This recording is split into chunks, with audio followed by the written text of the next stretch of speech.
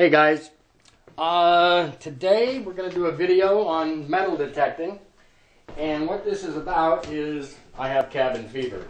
I've been frozen in here now for so long I can't stand it much longer.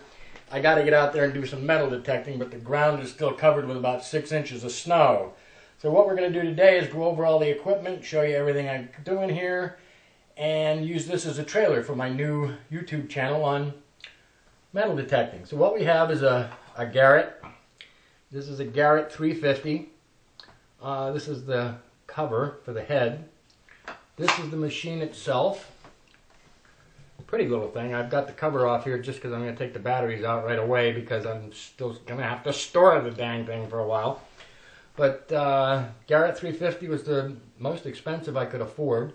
It's got the double D coil. Single coil is all I have. I taped up the wiring up the shaft, and this is pretty much what it looks like. I've had it out in the fall. It seemed to work pretty well. I found a couple of things, nothing great, but I found a few things.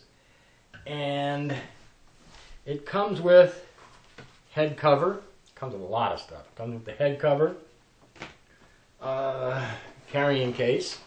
Garrett, they write Garrett all over everything. It seems to be pretty decent equipment. The Garrett headphones with the jack. I think you could probably use any size, any headphones as long as you had the right jack, the right adapter for the jack. This is the metal detector I'm going to be using. I have a buddy who's going to be going with me. He has a white, an old one. I don't know what it is. I haven't seen it yet. Also carry a handy dandy pocket knife. I don't know, I just think you have to have a knife wherever you go, whatever you do. You always need something like that. Also, the Garrett manual. Look at that. This thing came with a manual. I bought this off eBay out of a pawn shop, and it was almost brand new. I mean, I couldn't see that it had ever been used, actually. Came with a 14-day guarantee, so I took it out and tried it, and everything works great. So I'm very happy with that. Also, I have my digger tool I got off eBay. This came from China. I got to show you this little thing because I really kind of like it. They were $7 a piece, so I didn't have a lot of high hopes for it, but I needed a digger. And I also carry a regular garden spade. But look at this little tiny thing. Screws in here. This came from China somewhere.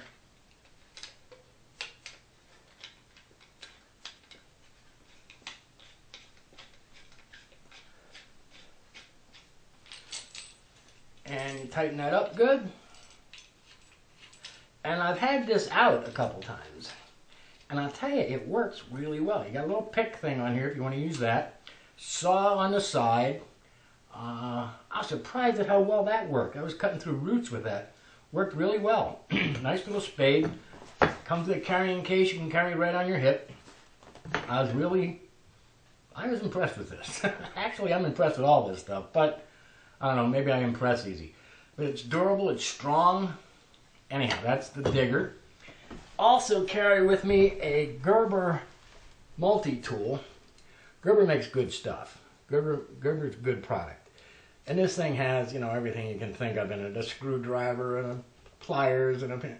You're always needing that stuff when you're outside, and you never have it. So one of these multi-tools was a little expensive. I think it cost $25 off eBay or something used, but I think it's worth it. It comes in very handy.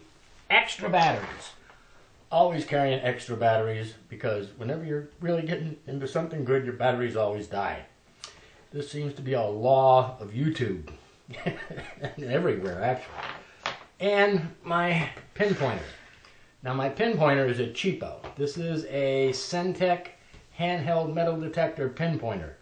It is not original. It has been modified extensively by me, and it works okay. I mean, it seems to anyhow so far. Turn on. It detects metal. So,